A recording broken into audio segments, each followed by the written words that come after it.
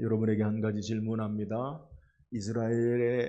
오늘 이스라엘의 나라에서는 성탄절이 있을까요? 없을까요? 네, 없지요. 왜 없을까요? 예수님을 메시아로 그리스도로 믿지 않기 때문에 그래요. 유대인들은 성탄절을 공휴일로 정하지도 않아요. 전 세계가 거의 이슬람 문화권을 제외하고는 성탄절이 공휴일이거든요. 우리도 기독교 국가가 아닌데 성탄절이 공휴일이잖아요.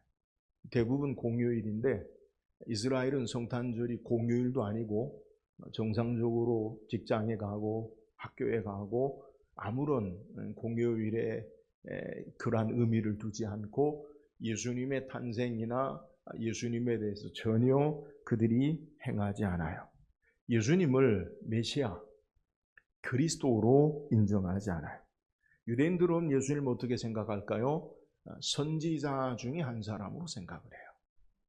유대인들은 왜 그러면 예수님을 선지자로만 생각하고 그리스도로, 메시아로 믿지 않습니까? 그 이유는 그들이 소망하고 기대하는 그리스도, 메시아가 아니기 때문에 그런 거예요. 유대인들이 기대하는 메시아는 어떤 사람이냐, 어떤 분이시냐? 그들이 성경을 통해서 해석하고 기대하는 것은 구약 성경에 우리와 같이 기록하는 메시아에 대해서 그들이 사모하고 소망해요. 사무엘하 7장 13절에 보니까 그는 내 이름을 위하여 집을 건축할 것이요 나는 그의 나라 왕위를 영원히 견고하게 하리라. 하나님께서 다윗에게 약속하신 말씀이에요. 근데 그의 나라의 왕위를 영원히 견고하게 하겠다. 메시아, 그는 어떤 분이시냐? 이 땅에 오시는 분은 다윗의 왕권을 가지고 이 땅에 세상의 로마 황제, 1세기에는 로마 황제처럼 강력한 통치와 권능을 가지고 오시는 왕의 모습으로 메시아를 기대해요. 그런데 예수님은 이 땅에 어떻게 오셨느냐? 나사렛 출신의 초라하고 보잘것없는 말구유에 놓여서 이 땅에 오신 분이시기 때문에 예수님이 메시아가 될 수 없다는 거예요. 또한 유대인들이 그들이 기대하는 메시아는 다니엘서에 기록한 인자 같은 이를 사모하고 기대해요.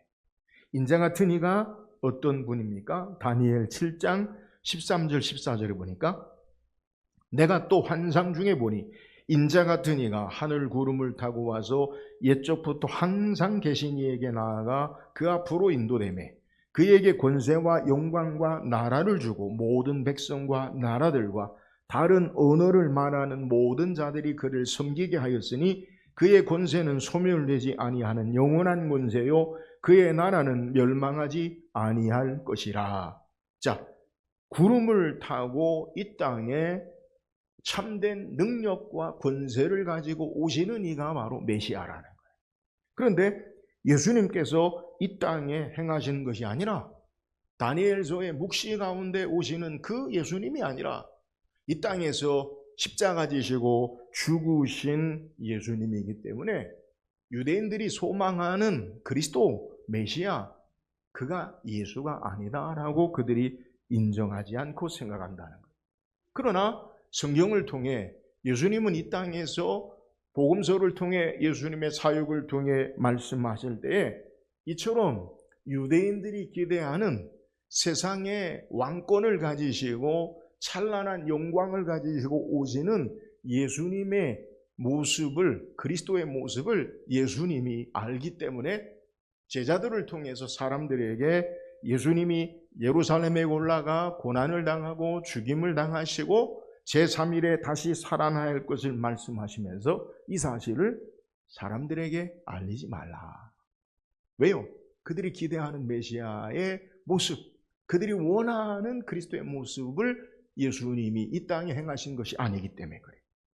예수님은 이 땅에 유대인들이 생각하는 방법으로 정치적인 메시아, 세상의 왕권을 가지시고 영광과 권능을 행하시러 이 땅에 오시는 메시아가 아니라 죄인을 위하여 자신을 대속물로 주시는 고난받는 종으로 인류의 모든 죄를 담당하시고 하나님의 구원의 역사를 이루시는 분이시기 때문에 그 갭 차이로 말미암아 이스라엘 백성들에게 예수님 자신의 이 땅에 행하시는 그의 사역을 백성들에게 확실히 드러나기 전까지 알리지 말 것을 우리에게 소개해요. 이렇게 유대인들이 생각하는 메시아, 영광과 세상의 왕권을 가지고 권세와 능력의 메시아, 그 메시아와 성경이 우리에게 가르치는 메시아, 그 모습이 달라요. 고난받는 종의 모습은 이미 예수님 탄생 주전 700년 전에 이사야 선지자를 통해 우리에게 말씀하셨어요.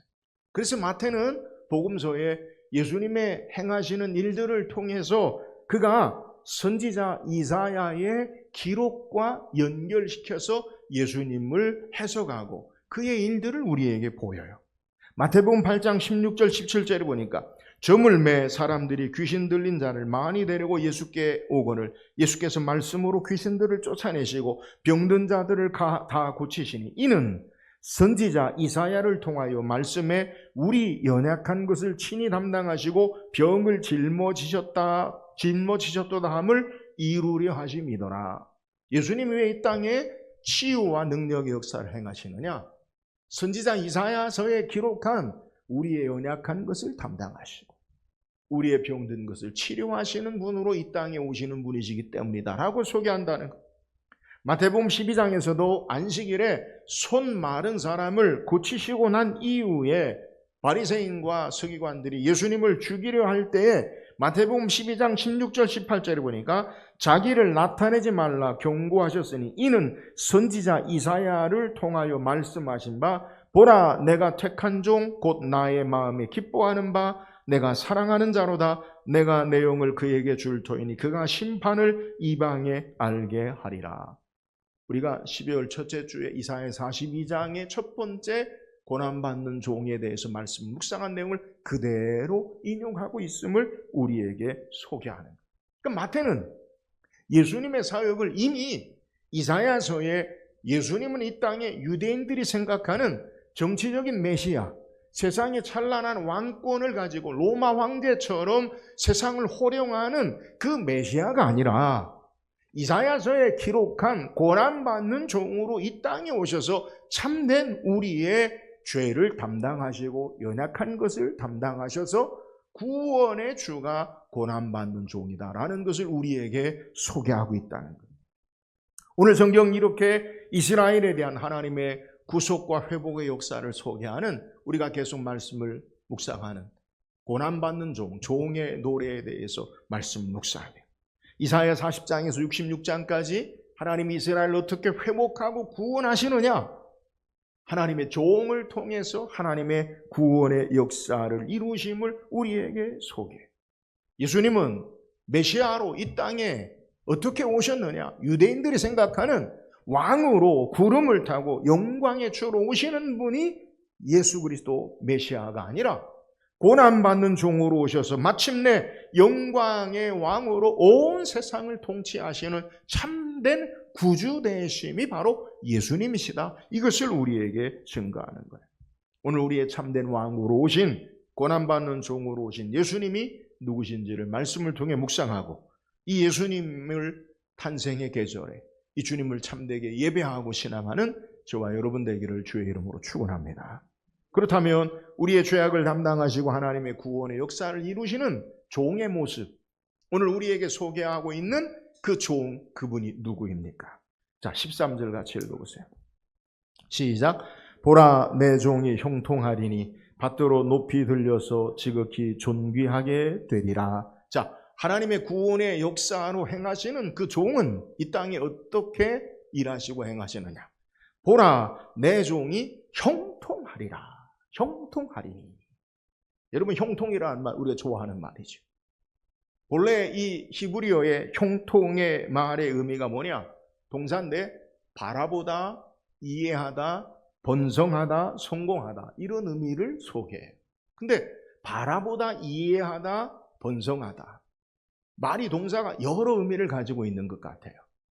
이 형통하다라는 의미의 참된 의미는 주의 깊게 신중하게 잘 듣고 이해하고 그리고 앞으로 되어질 일을 잘 해내가는 것을 바로 형통이다라고 소개하는 거예요.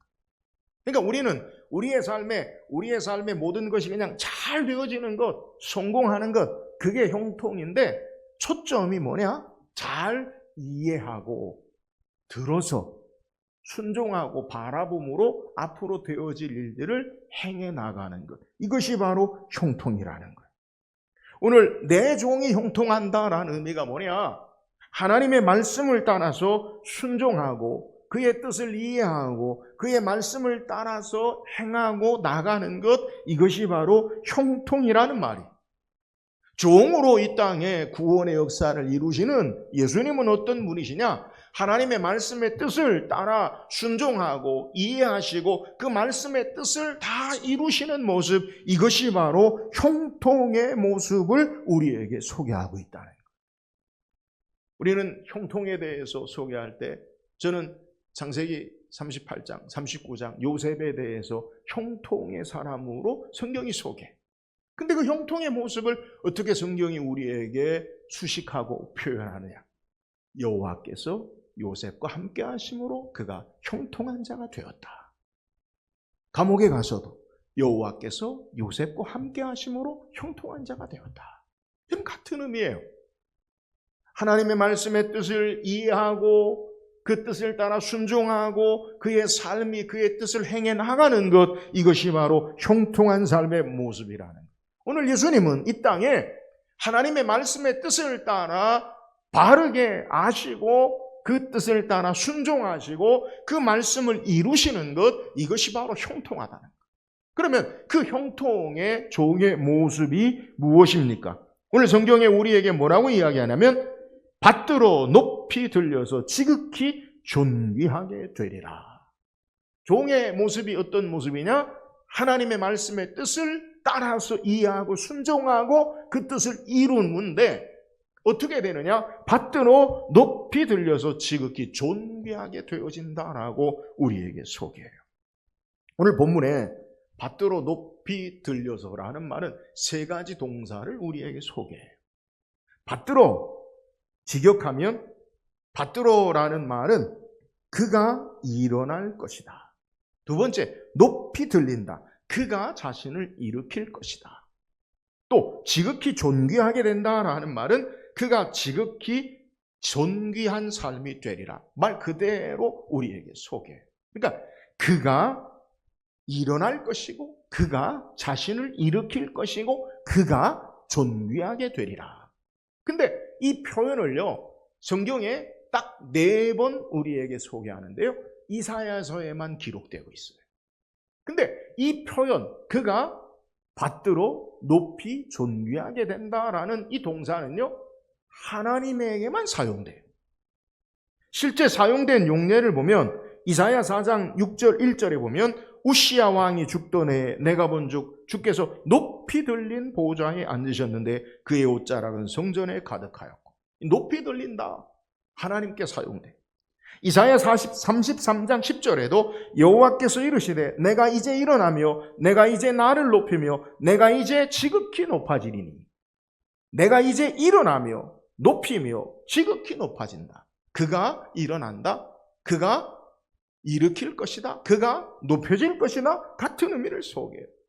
오늘 본문에 표현된 단어와 이사야 57장 15절 하반절에도 내가 높고 거룩한 곳에 있으며 하나님에 대해서 우리에게 소개한다. 그러면 도대체 하나님에 대해서 소개한 종이 형통한 하나님 말씀의 뜻을 이루는 그의 모습, 그가 일어나고 그가 자신을 일으킬 것이고 그가 존귀하게 된다는 모습, 그 의미가 뭐냐는 거예요.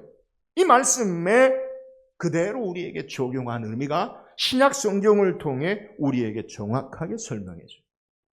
바울은 빌립보서 2장 9절 11절에 보니까 이름으로 하나님이 그를 지극히 높여 모든 이름 위에 뛰어난 이름을 주사 하늘에 있는 자들과 땅에 있는 자들과 땅 아래 있는 자들의 모든 무릎을 예수의 이름에 꿇게 하시고 모든 입으로 예수 그리스도를 주라 시인하여 하나님 아버지께 영광을 돌리게 하셨느니라.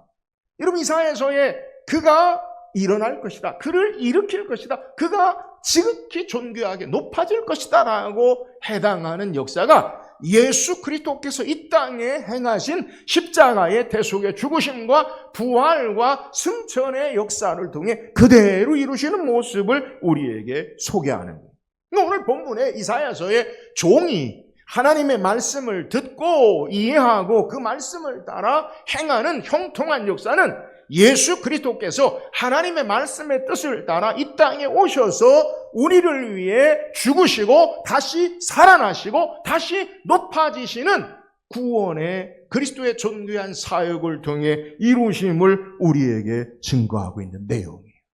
신학 용어로 이것을요, 그리스도의 승귀라고 해요. 높아지심.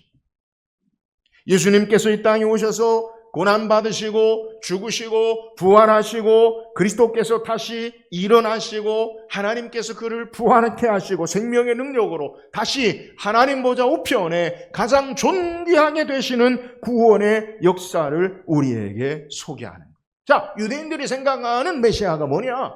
영광으로 오시는 왕, 구름을 타고 권세와 모든 세상을 다스리는 능력의 왕만 보지 고난받는 종의 모습을 보지 못하는.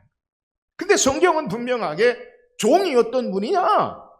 그는 고난당하시고 다시 부활하시고 높아지신 분이다. 여러분, 예수님의 십자가의 죽으심 이후에 부활의 능력의 역사를 우리에게 소개해. 우리를 위해 먼저 고난받으시고 낮아지시고 그 다음에 부활하시고 높아지신 모습, 지극히 높은 곳에서 모든 무릎을 꿇게 하시는 역사를 우리에게 증거하는 거예요.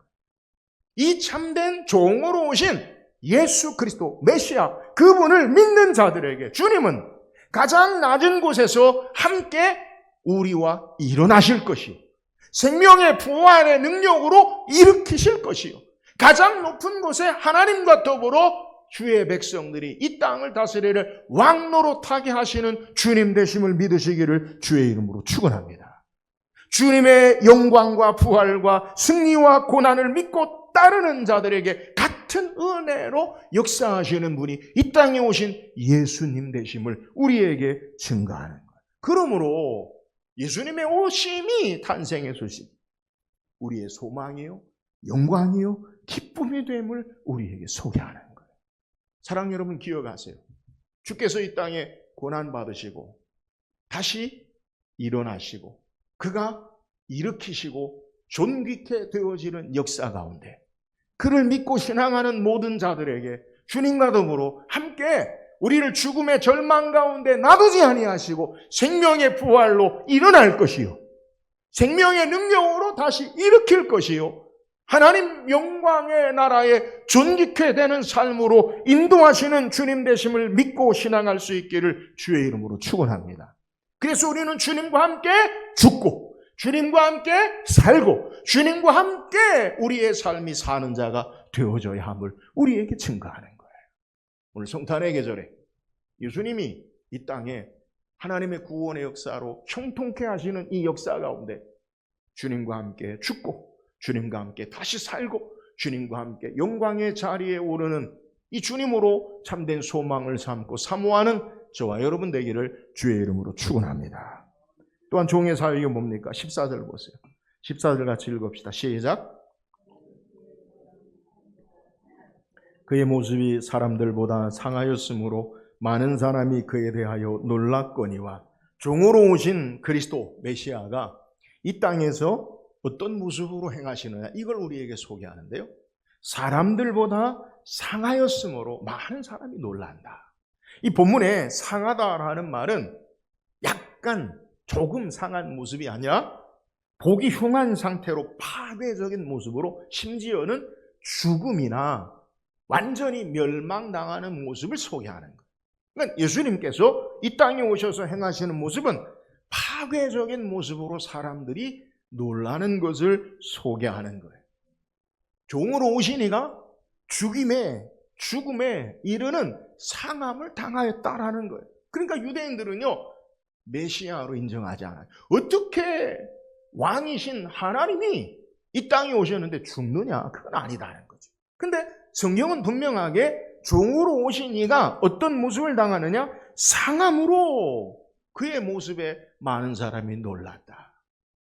우리가 바로 이어서 이사야서 53장에 이 예수님의 종의 모습을 어떻게 소개하느냐. 53장 3절에 보니까 그는 멸시를 받아 사람들에게 버림받았으며 간고를 많이 겪었으며 질고를 아는 자라 마치 사람들이 그에게 얼굴을 가리는 것 같이 멸시를 당하였고 우리도 그를 귀히 여기지 아니하였도다. 여러분, 종으로 오신 예수님이 어떤 모습으로 이 땅에 행하셨느냐? 사람들에게 멸시와 고난을 겪고 심지어는 쳐다보지도 않을 만큼 외면하는 고통을 겪으셨음을 우리에게 소개해요. 다시 이사야 53장 5절에 보니까 그가 찔림은 우리의 허물 때문이요 그가 상함은 우리의 죄악 때문이라. 그가 징계를 받음으로 우리가 평화를 누리고 그가 채찍에 맞음으로 우리는 나음을 입었도다. 왜 종이 상하였느냐? 그 이유를 소개하는 거예요. 왜 종이 이렇게 상함과 멸시를 받았느냐? 그의 상하심 바로 우리의 죄악 때문이다. 그의 상하심으로 우리는 평화를 누리고 그의 상하심으로 우리는 나음을 얻기 때문에 그가 상하심의 모습으로 이 땅에 죽음과 진멸당하시는 모습이었다라는 것을 우리에게 소개하는 거예요. 종으로 오시는 예수님, 메시아가 왜 고난받는 종의 모습으로 이 땅에 오셨느냐? 영광의 왕으로 세상의 정치적인 메시아로 모든 권세와 나라를 로마 황제처럼 다 통치하는 그 왕으로 오시지 아니하고 왜 예수님은 고난받는 상하신 종으로 오셔야 하느냐? 그 이유가 뭐냐? 그의 고난과 상함으로 말미암아 우리를 죄악에서 건지시고 그의 상함으로 말미암아 우리가 평화와 치유의 역사를 주시기 위해서 이 땅에 오셨다. 고난받는 종으로 오셨다라는 사실을 우리에게 소개하는 거예요. 여러분 기억하세요. 죄가요 그저 그냥 없이 아무 의미 없이 없어진 게 아니라는 거예요. 죄값으로 종으로 오신 예수님께서 대신 죽으심과 상함으로 고난으로 갚으셔서 우리가 죄값을 치르지 않고 구원의 은혜 가운데 우리의 삶을 사는 것을 우리는 깨달아야 돼요. 이 땅에 예수님이 오신 목적이 뭡니까? 우리의 것을 담당하시기 위해서 오셨어요. 죄악을. 우리의 죄악을 동에서에서 먼 것 같이 옮기시기 위해서 오셨어요. 우리의 죄를 담당하시기 위해서 예수님이 이 땅에 탄생하신 것을 우리에게 소개하는 거예요. 내가 죽어야 할 그 자리에 죄값으로 십자가에 주님이 담당하셨어요. 내가 죽어야 할 그 자리에 예수님이 피 흘리심으로 죄값을 치우셨어요. 이 은혜로 살아감을 기억하고 죄에 대해서 가볍게 여기지 말고 거룩한 백성으로 사는 은혜의 결단이 있기를 주의 이름으로 축원합니다. 그러므로 우리의 눈에 보여지는 것이 얼마나 허상이 많은가를 깨달아야 돼요. 겉으로 드러나는 화려함과 영광과 존귀와 부를 바라보는 이 세속의 삶, 세상의 삶. 여러분 그것으로 주께서 행하신 일들의 역사를 바라보지 못하고 고난받는 종으로 참된 영광의 주님을 바라보지 못하는 삶의 모습, 이것을 우리가 경계해야 돼요. 여러분 보이는 것에 미혹돼서 우리는 얼마나 보이는 것이 전부인 것처럼 사는 인생인지 몰라요. 유대인들이 왜 예수님을 믿지 않습니까? 보이는 것만 보기 때문에 그런 거예요. 예수님은 참된 왕으로 가장 존귀하고 높으신 분으로 이 땅에 오실 때 세상의 화려함이나 영광으로 오시지 아니하고 고난받는 상하신 모습으로 이 땅에 오셔서 우리의 죄를 담당하시고 우리를 위해서 죽으시고 피 흘리시고 그리고 우리의 삶의 죄악을 담당하신 분 되심을 우리에게 소개하는 거예요. 그러므로 우리의 신앙의 가치는요 세상의 가치와 달라야 돼요. 눈에 보이는 화려함과 인기와 명성을 따르는 것이 아니라 참된 주님을 따라 진리를 따라 사는 자들이 되어야 돼요. 우리를 위해 상하신 주님이 바로 참 구주세요. 세상의 권력이나 물질이나 다른 것들이 우리의 능력이 아니라 예수 그리스도가 고난받으러 이 땅에 오신 죽으신 주님이 참된 구원의 능력 되심을 우리에게 소개하는 거예요. 사랑하는 여러분, 세상의 것들은 지나가요. 세상의 영광은 없어져요. 그러나 주님과 더불어 행하는 참된 영광은 영원히 계속돼요.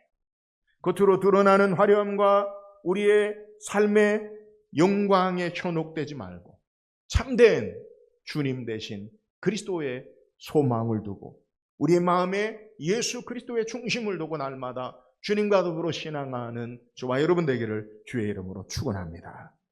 또한 주께서 행하신 사역이 뭐예요? 15절 보세요. 시작. 그가 나라들을 놀라게 할 것이며 왕들은 그로 말미암아 그들의 입을 봉하리니 이는 그들이 아직 그들에게 전파되지 아니한 것을 볼 것이요 아직 듣지 못한 것을 깨달을 것임이라. 종으로 이 땅에 오신 그리스도의 구원의 사역을 우리에게 소개하는데요. 이 본문을요, 우리 개역개정 말고 새번역 성경에는 이렇게 기록되어 있어요.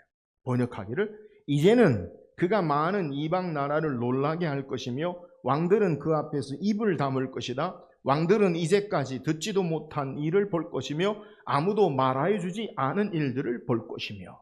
근데 이 첫 번째, 그가 이 많은 이방 나라를 놀라게 할 것이며, 오늘 본문에도 그가 나라들을 놀라게 할 것이며, 이 놀란다라는 말에 관주에 뭐라고 붙느냐? 해석에 뿌릴 것이며 라고 해석해 놨어요. 이 말은 놀랄 것이며를 뿌릴 것이며로 해석할 수 있다는 거예요.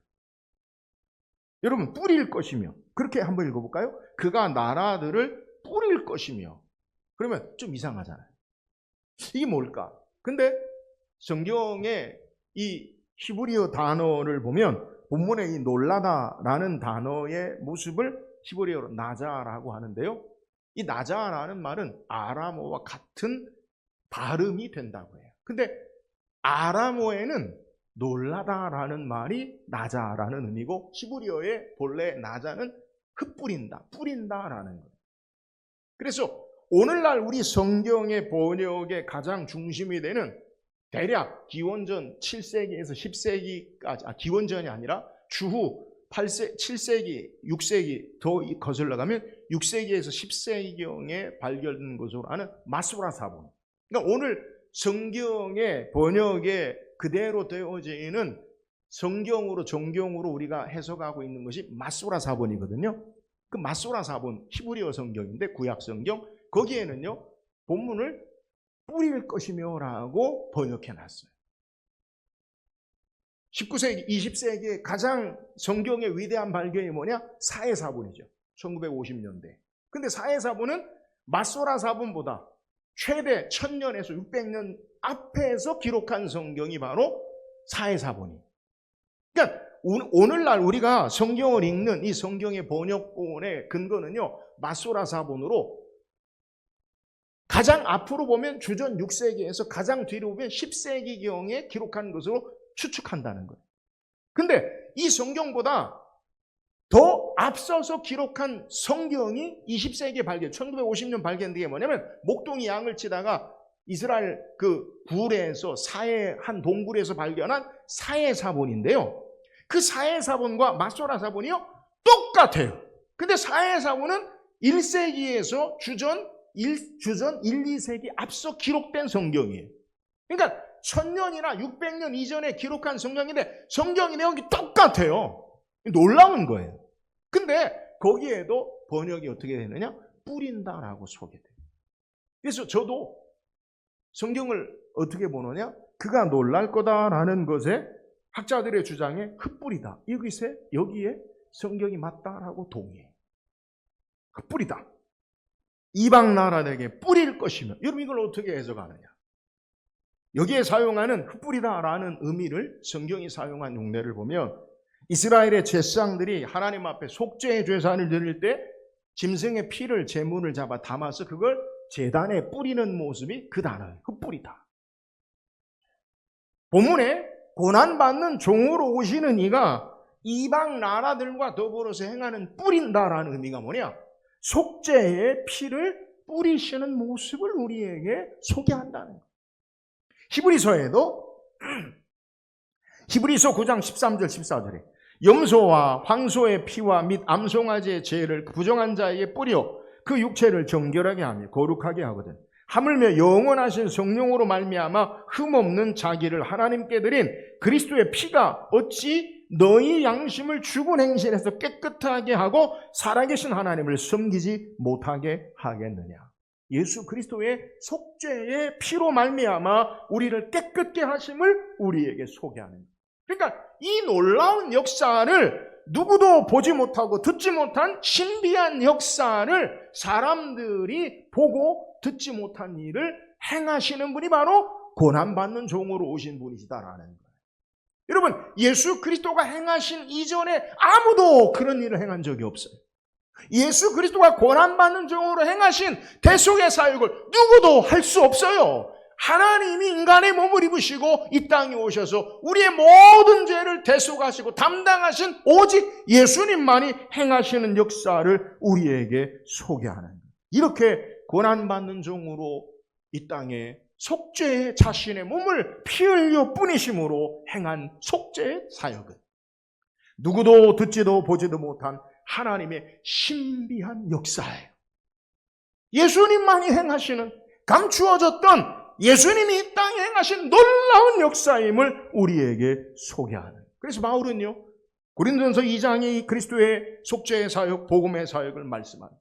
고린도전서 2장 7절에 오직 은밀한 가운데 있는 하나님의 지혜를 말하는 것으로 곧 감추어졌던 것인데 하나님이 우리 영광을 위하여 만세전에 미리 정하신 것이라. 예수 그리스도의 대속의 속죄로 모든 이방 나라 열방의 사람들이 대속의 은혜로 하나님의 백성 되어지고 모든 사람들에게 행하시는 역사를 우리에게 소개하는 거예요. 다시 고린도전서 2장 9절에 보니까 기록된 바 하나님이 자기를 사랑하는 자들을 위하여 예비하신 모든 것은 눈으로 보지 못하고 귀로 듣지 못하고 사람의 마음으로 생각지도 못하였다 함과 같으니라. 여러분, 인류 역사상 이방의 어떤 열방과 나라와 민족과 사람에게서 찾을 수 없는 예수 그리스도가 이 땅에 고난받는 종으로 오셔서 우리를 죄악 가운데 피 흘리시고 우리를 구원하시는 하나님의 능력 역사를 이루심을 우리에게 증거하는 거예요. 사랑하는 여러분, 우리가 성탄의 계절에 예수님의 탄생에 예수님의 오심을 왜 사모하고 소망하고 즐거워해야 합니까? 바로 하나님께서 창세전부터 감추어 두사 예수 그리스도를 통해 모든 인류에게 주시는 하나님의 구원의 역사로 오신 분이시기 때문에 믿으시기를 주의 이름으로 축원합니다.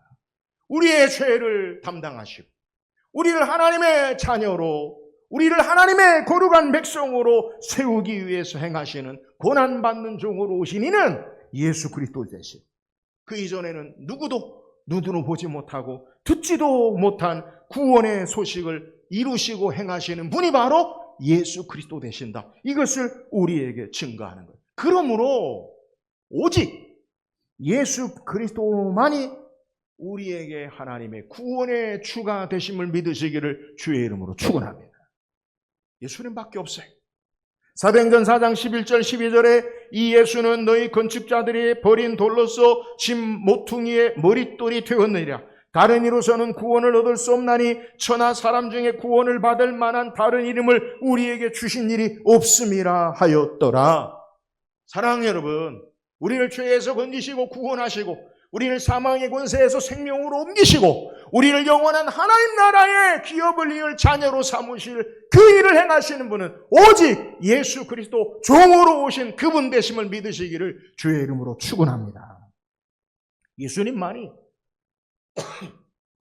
우리의 죄를 속하신 속죄의 구주가 되세요. 그래서 우리는요, 이 예수님을 믿는 거예요. 그래서 우리는 이 주님을 소망하고 기대하고 주님의 오심을 즐거워하는 거예요. 사랑하는 여러분, 오늘 우리의 구원과 속죄의 주님 되시는 예수님의 탄생을 그 의미를 바로 알고 참되게 주님을 기뻐하고 즐거워하며 주님을 믿고 신앙하는 우리 모든 성도 되기를 주의 이름으로 축원합니다. 오늘 성경 우리에게 고난받는 종으로 오신 메시아 그리스도가 어떤 일을 행하셨는가? 그분이 이 땅에 오신 이유를 우리에게 소개해요. 오늘 예수님은 어떤 분입니까? 내 종은 형통할 것이다. 이 땅에 하나님의 말씀의 뜻을 그대로 순종하고 이해하시고 그 뜻을 행하세요. 그게 뭐예요? 그가 일어날 것이다. 그가 일으킬 것이다. 그가 높아질 것이다. 십자가의 대속의 죽으심과 부활의 생명의 능력과 하늘의 영광의 권세를 가지고 이 땅에 하나님의 뜻을 행하신 분 되세요. 예수 그리스도, 그분이 바로 하나님이심을 우리에게 증거해요. 예수님이 누구십니까? 오늘 성경에 그가 상함으로 말미암아 우리에게 죄악 가운데 건지시고, 그가 피 흘리시고 고난받으심으로 말미암아 우리에게 평화를 주시고 우리를 구원하시러 오신 분이라는 거예요. 왜 예수님이 고난받는 종으로 오셔야 되느냐? 세상의 영광이 아닌 우리의 죄를 담당하시기 위해 상함받는 종으로 오셨다는 거예요. 오늘 주님이 피 흘리시고 상하심으로 우리가 구원을 얻고 평안을 얻고 생명을 얻는 은혜가 있음을 알고 이 주님 모시고 겉으로 드러나는 화려함으로 눈에 보이는 것 살지 말고 참된 주님 바라보고 믿음으로 신앙하며 승리하는 삶이 되기를 주의 이름으로 축원합니다. 오늘 주께서 고난받는 종으로 행하시는 것이 뭐예요? 그가 흩뿌릴 것이요 모든 민족에게 그의 피로 속죄의 제사로 우리는 하나님의 자녀 삼으시고 세상에 듣지도 못한 모든 왕들이 보지도 못한 하나님이 감추었던 놀라운 구원의 역사를 예수 그리스도를 통해 이 땅에 행하시러 오신 분이 우리의 구주 되시는 예수님 되심을 우리에게 증거하는 거예요. 오늘 이 주님을 사모하고 소망하며 주께로 대속의 은혜와 생명의 구원회가 있음을 알고 이 주님을 사모하고 이 주님을 기뻐하고 이 주님의 탄생을 축하하고 예배하는 우리 모든 성도 되기를 주의 이름으로 축원합니다.